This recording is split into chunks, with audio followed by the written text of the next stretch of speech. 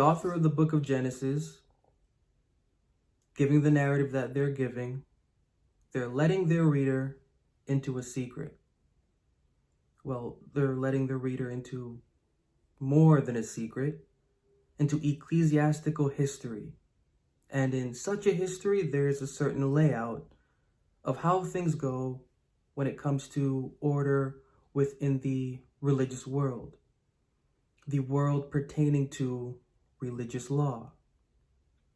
And they're doing so in a creative way, they're doing so in an innovative way, and they're letting their reader know creatively by using the figurative illustration of two trees, one of knowledge of good and evil and one of life. They're letting their reader know that the religious world is organized every single generation by a decision. And the decision that is given to them is a decision of how to manage themselves. And in every single generation, every garden, every chosen garden, every denomination, however you want to put that, they're given the opportunity to choose two lifestyles. They're given the opportunity to choose two devotional lifestyles. First devotional lifestyle is one embedded within an experience with wisdom. Second devotional lifestyle is one embedded within an experience with religious law. Every episode that we have been digging into previously, the subjects of the content within Genesis 1, 2, and 3, the figurative illustrations, everything, just to get to this one point of the author of the book of Genesis letting their reader know that the religious world, however you want to think about that, I'll just say priesthood, the religious world and the members therein operate. And when I say members, don't think lay. Bible doesn't, in this context, deal with lay. Bible is talking about priesthood. The religious world organized and put together and kept and moving on by priesthood. They every single generation are given a choice to either live by wisdom or live by religious law. Now, to live by wisdom, looking at Job 22, 21, and 22. Job 22, 21, and 22, an experience with wisdom is one along the lines of, as it says, acquaint now thyself with him and be at peace. Thereby good shall come unto thee. Receive, I pray thee, the law from his mouth and lay up his words in thine heart. So this experience with wisdom, this is an experience that is personal. This is an experience that is intimate. This is an experience where one is receiving from the proverbial mouth of the living God and storing within. As it says in the Proverbs, get wisdom, get understanding with all thy getting. Get wisdom, get understanding. Again, the Lord giveth knowledge, out of his mouth cometh knowledge and understanding. An experience with wisdom is an experience where understanding is becoming active. Understanding is becoming finalized to give birth to more understanding. The experience is recycling through pruning and through purging, thus giving birth to a wisdom that is active. And that is not reactive, but that is responsive. The second is to live by religious law. And contrary to that is Romans 2, 17 to 20, an idea, Romans 2, 17 to 20, which is, behold, thou art called a Jew, you rest in the law, you make thy boast of God. You know his will, you approve the things that are more excellent, being instructed out of the law. You're confident that you yourself are a guide of the blind, a light of them which are in darkness, an instructor of the foolish, a teacher of babes, which has the form of knowledge and of the truth in the law. Second experience is maintaining, and not just speaking individual, we're looking at the big picture as the author of the book of Genesis does. And in the scenes of the garden, maintaining self by religious law means maintaining self by what is supposed to be truth and knowledge according to what is written therein. These are two very different experiences. And the outcome, the center, the beginning, everything that is concerned with these two experiences, which are illustrated in the tree of life and then the tree of knowledge of good and evil. Author of the book of Genesis is letting their reader know the decision that the religious world will make. And it is almost as if they are putting onto their reader a question along the lines of, knowing what the religious world will do and how it is framed, what will you now do? They are saying to their reader. No matter what age of life we are living in, no matter what time, the illustration from the garden allows us to understand that the members of garden, members of chosen garden, members of denomination, and not just saying, again, this isn't about lay, this is about priest kind, priesthood of garden, priesthood of denomination. They will always choose a lifestyle that is guided and directed by religious law. That's the example that the author writing that is letting us know. No matter what, that's the trend. And we don't have to guess, is this real? Is this not? We can just look through history and see. We don't even need to, you can just think about history and how history has turned out. In every situation, that's just how it goes. Opposed to living by an experience where words are promoted to be internal, well, there is an experience where religious law is imposed and set up for something external to be weighed for what is internal. When maintaining that, one is living by a code, and I don't have to give this verse because I've given it plenty of times before, and as I say it, I'm pretty sure you know the verse I'm talking about in what book. When living by that code, one is living by lust of the flesh, lust of the eyes, and pride of life. And I'm talking about the code of religious law, the code that every priest kind in every generation will choose, as opposed to an experience where words of the scriptures are promoted and marketed in a way where their audience is having a personal experience with them by themselves and then carrying them out. What's going to be promoted, what's going to be magnified is an experience with religious law, which is an experience with pride of life, lust of flesh, and of eyes. Is this true? Is an experience where one's devotional conversation guided by religious law, is it true that it ends up being an experience where the eyes and the flesh become the lust, the desire, and also the pride of life? Let's look at this one by one. Concerning the lust of the eyes, and this is all in regard to the philosophy or the experience with the philosophy of the religious law. Looking at Matthew 23, 2 through 5. Matthew 23, 2 through 5 says, the scribes and the Pharisees sit in Moses' seat. They bind heavy burdens and grievous to be borne and lay them on men's shoulders, but they themselves will not move them with one of their fingers.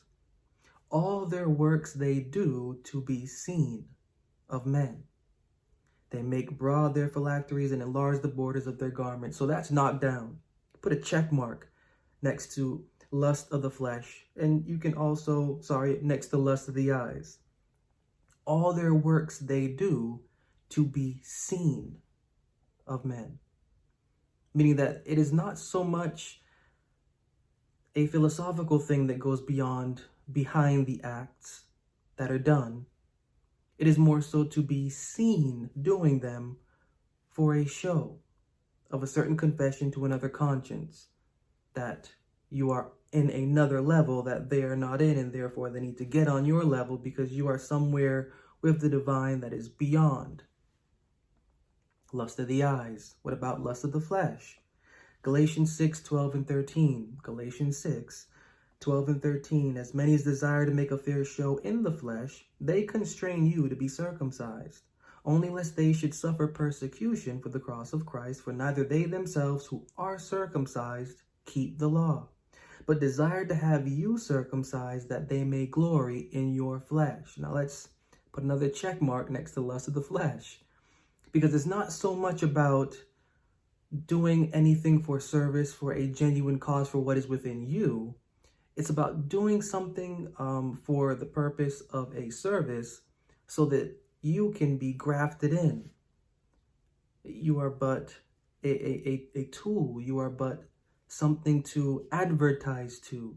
You are but something to gain. And to gain for no purpose concerning your experience with what is real, to gain for the purpose of being added to a number, nothing but cattle within a congregation, to the mankind, to the priest kind. So we can check that off. Lust of the flesh, lust of the eyes, that's included when one is living by the code, the philosophy of the religious law. The seeker, humble and curious, approaches the wise old sage's abode. He has something on his heart, a question that only the old sage can answer. The sage, weathered by time, welcomes the seeker with a nod. Carefully crafting his thoughts, the seeker opens his mouth and says, "Wise sage, I come in search of truth. Can you help me understand the difference between religion and belief? Sit and let the winds of inquiry stir the depths of your soul," says the wise sage. "If you can already tell that there is a difference between religion and belief, for what reason do you need me? To the one there is a feeling, and to the other there is a refreshing. I must know," says the seeker, "what is the essence of religion, and how does it differ from belief?" Religion, says the sage, is the path one is guided into by traditions, doctrines, and teachings. It's the external framework that shapes the journey. Belief, on the other hand, is the understanding that even the one on the journey cannot guide themselves. It is an internal compass, a flame within the depths of one's being. So, says the seeker, religion is external, while belief is internal. But how does one navigate the complexities of belief without the guidance of a structured path? The paradox of belief, says the sage. It is to recognize that the very act of seeking is guided by a force beyond our understanding. It is an acknowledgement that the universe is woven with threads of mystery. One must, for wisdom, surrender to the current of existence, for even the wisest among us are but ripples in its flow. So, religion is the vessel, says the seeker, and belief is the journey within. To understand belief is to accept the profound humility that we are carried by a force greater than ourselves. Only the individual can define the vessel, says the sage, which definition religion seeks to live in and inhabit. The journey of belief is a perpetual dance with the unknown, a harmonious rhythm that transcends the confines of mere doctrine. Now, what about pride of life? Does maintaining the devotional conversation, does it lead to pride of life? And it's very interesting because even to this day, I'm still asked the question, why is it that, I'm just going to say, for example, Christians, and these are people that are actually saying this, why is it that Christians are the most unkind people I have ever met on earth? I get asked this. Is there a thing going on there that is really weird? And is it connected somehow to what is called this pride of life? Let's go to Colossians chapter 2, 20 to 23. Colossians 2, 20 to 23. Wherefore, if you be dead with Christ from the rudiments of the world, why? Now, check out this sarcasm. Why, as though living in the world, are you subject to ordinances? Touch not, taste not, handle not, which all are to perish with the using, after the commandments and doctrines of men, which things have indeed a show of wisdom in will worship and humility, and the neglecting of the body, not in any honor to the satisfying of the flesh. I like this here because the author writing this is letting the individuals know that if you're associating yourself with someone that has died to this world and risen from it and it's gone beyond it, why is it that you are still clinging to, for whatever reason, things of the nature of touch not, taste not, handle not, which things, when done, outwardly give a show of wisdom? And that's a real word to remember there is, or to highlight, is they give a show. That's not real wisdom. It's not real neglecting of the body. Everything there is conscious. You are consciously controlling your devotional body for the purpose of a show. That's what the author of Colossians is saying. It's for a show because of a certain pride existing within. For both whatever the natural or whatever other life is imagined, but there is a pride that the art of the deception that is attached to the philosophy of the religious law gives to its adherent.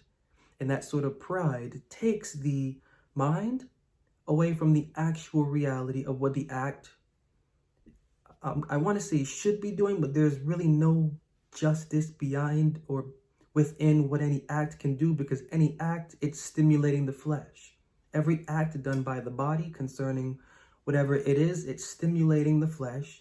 It is for the human impulse. It is a trick to deceive the human body that it is the devotional body, when in reality, what is within the devotional body within is suffering. It is not getting the experience that it needs, because the trick of the act is just that. The act is but what nicotine is to the brain, just to put it that way. But an experience with wisdom is contrary to all of this. An experience with wisdom is actually the putting off of the flesh. It is actually the putting off of the eyes. And it is actually the humbling of life. And one verse, just to illustrate this, very blatant, Romans 12 and verse 2. Romans 12 and verse 2, be not conformed to the world, but be transformed by the renewing of your mind, that you may prove what is that good and acceptable and perfect will. It is the transformation of the mind that second of all, first of all, is to not be conformed to the world. What is the world? I've gone through this illustration plenty of times, but the world in question here, the world that is highlighted, is the world of religion. The religious world is how the Bible defines the world. So we don't have to guess about that. Author writing the book of Romans is saying, do not be conformed to the world. Do not let your devotional body hang on or cling to what the religious world does, which is a routine transforming everything that you are by lust of flesh and of eyes and also pride of life. Instead of doing that, the author of the book of Romans advises, be transformed by the renewing of your mind. That is the experience, the intended experience that the members of that garden should have known and should have fulfilled, but they chose the route that they will always, no matter what the age is, choose. The author of the book of Genesis is wiser than we think. The author of the book of Genesis, they are wiser than we think. They are creatively giving us a narrative, explaining generational downfall.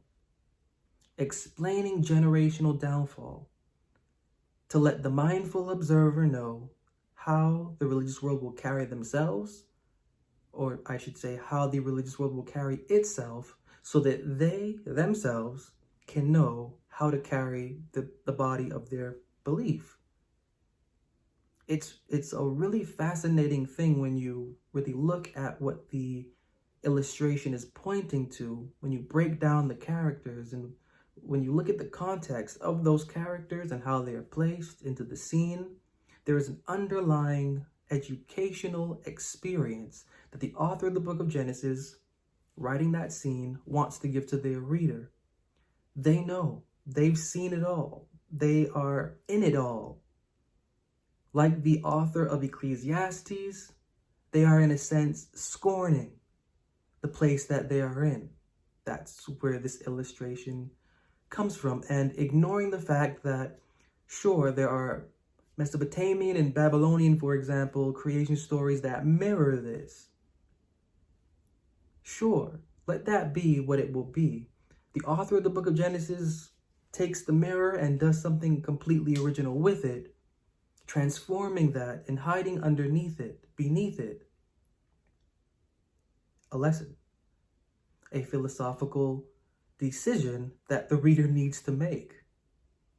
And their reader needs to make a decision based upon the two choices that every single priest kind in every generation will make. We know what's going to happen. Priest kind will always choose knowledge of good and evil to be gods. So we know the language of what that means, and we can just move on from there. Every single generation, it doesn't matter what time we are in. Priest kind, they will always choose knowledge of good and evil, concept of preconceived notion for expected outcome, above promoting, magnifying an experience where learning is inwardly happening, mind is being transformed, religious world is not being conformed to, and the individual experience is having the journey it is supposed to have. We know that priest kind will not go to the right side. They will go to what is Genesis 1's philosophy, which is the image of God. We know they will attach repeatedly, and it will look anew to every single person born in that generation to the philosophy of the religious law. And that's how they will carry themselves. Author of the book of Genesis knows that's the case. The reader doesn't. We don't know that. We're supposed to know that as we catch on to their illustrations, language, and context. They know what the religious world and the priest kind therein will do. But what they don't know is what their reader will do. And they are writing for the purpose of allowing their reader to understand what to do. They're letting their reader know that this is the way things work. No matter what age, no matter what, the decision will always be the same. The Eve will always find the lust of the flesh, the lust of the eyes, and the pride of life in the accursed tree. And she will do whatever she can to manipulate her husband to consume what he himself consciously knows he should not consume. Now, I'm speaking in figurative terms, just as the author does, in figurative terms, just as the author does, to keep it simple. Author of the book of Genesis knows that this is the cycle of how things work in the religious world. And the illustration given is an illustration for you and I. Because if this is how the religious world works, this is how the author of the book of Genesis understands that this is how things work, and they're giving us insight that no one else will. What now will we do? Having this very rare insight, what now will we do with what we claim to believe to be true? We are to have, as is said and believed when it comes to life and religion, faith. But when it comes to exercising faith, a very crucial aspect of having and exercising faith isn't mentioned. In order to have faith in anything, we need to know what we would have faith in. This book looks into how the Bible defines the process of justification. We are supposed to know what we believe. Personal knowledge will bring life to our experience with the Bible. Get justification to know how to safely take care of your faith.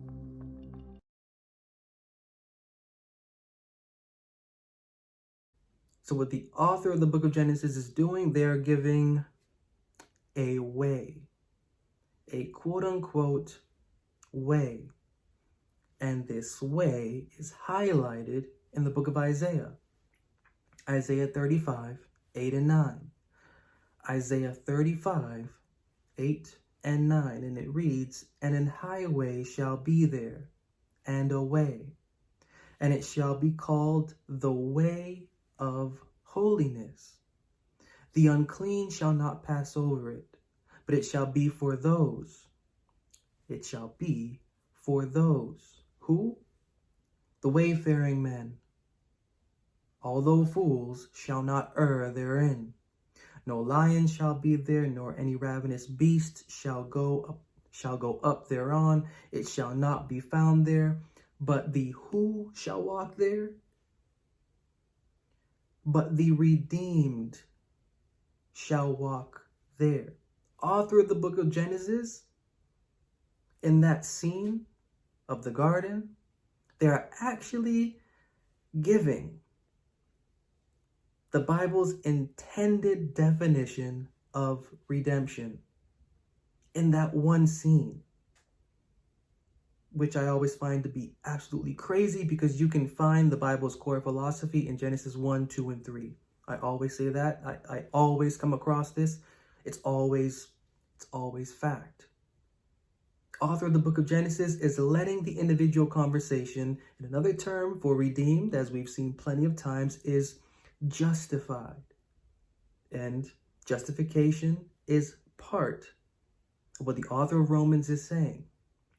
And the author of Genesis is letting us know what to be justified from and how justification happens. And they are giving knowledge of a specific way by letting their reader know the wrong way.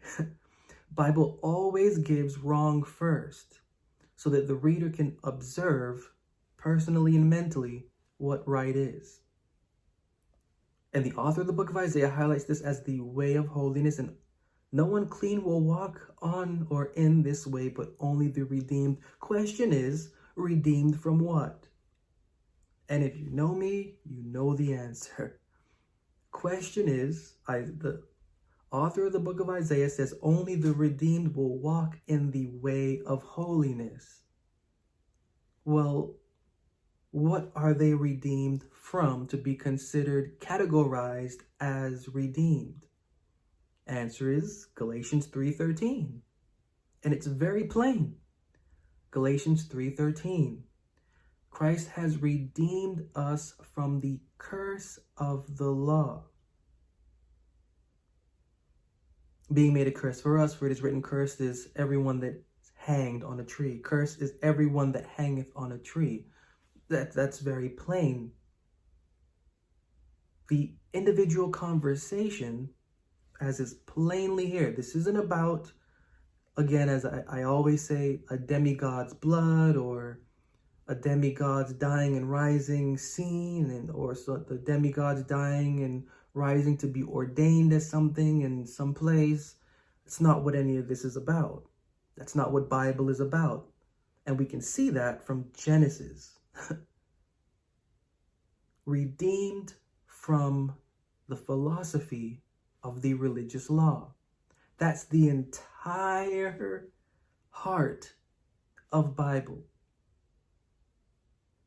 That's the entire point of that garden scene. That's the entire point.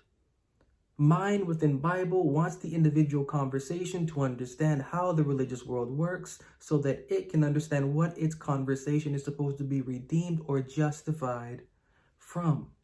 That's why the author of the book of Genesis wrote that. That's why that's so relevant. That's why that's written in present tense. Because it's a continual scene, continually relived, and we have to understand the matrix to really get out of it, to know how to handle our belief and for what reason. Because if our reason for handling our belief isn't attached to transforming what is within, our reason will cease to exist. We will have no desire for anything beyond what is flesh-based stimulus, and we will walk freely. We will walk freely into the deception that the religious world is. And we will be stuck. We will be stuck with cherubims and a flaming sword stopping us from understanding the concept of the philosophy of the mind at the core center of the scriptures.